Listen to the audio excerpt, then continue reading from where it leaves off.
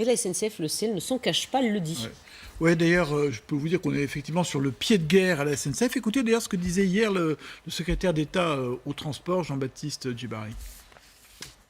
La circulation des trains va être dégradée, notamment le 5, le 6 et 7 et pendant ces 3-4 premiers jours. Je crois qu'il est responsable de dire aux voyageurs, aux clients de la SNCF qu'ils doivent se reporter sur des moyens de transport alternatifs. Nous communiquerons d'ailleurs aussi sur ce sujet-là.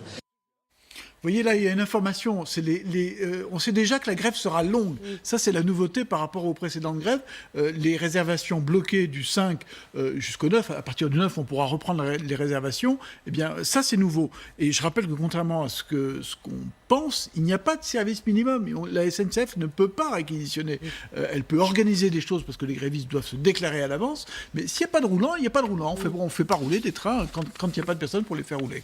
Alors, il y a l'organisation de la grève, évidemment, pour limiter les conséquences sur les usagers, mais il y a aussi l'inquiétude de la direction de la SNCF. Jean-Pierre Farandou, c'est le nouveau patron de la SNCF, on le rappelle. Il dit vraiment que ce qui va se jouer à l'intérieur même de l'entreprise, c'est énorme. Alors, son problème, c'est qu'il n'a pas la main, déjà, sur les négociations sur les retraites. C'est pas lui, c'est le gouvernement. Et c'est une information que je vous donne. Ça fait des semaines qu'à la SNCF, on alerte le gouvernement sur le fait que la fin des régimes spéciaux, c'est un point de non-retour pour la CGT. Pourquoi ? Parce que les cheminots considèrent que c'est une rupture de contrat. En gros, si les cheminots ont accepté à l'embauche d'avoir des salaires modestes, c'est parce qu'ils savaient qu'au bout, on avait la récompense, c'est-à-dire une retraite plus confortable et qui arrive plus vite. Eh bien, c'est ce message-là que veut faire passer...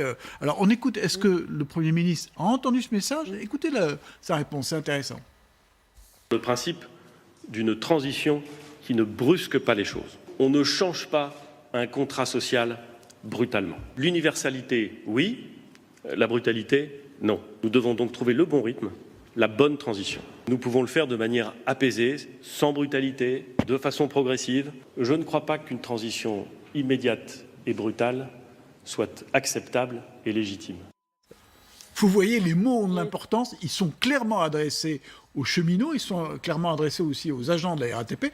Ça ne règle pas forcément le problème, d'autant qu'à la SNCF, il y a d'autres problèmes internes. Il y a des négociations qui ont cours actuellement sur le temps de travail, sur le statut des cheminots. Je peux vous dire que le cauchemar, c'est l'idée de revenir aux 790 millions de pertes de la grève de l'an dernier.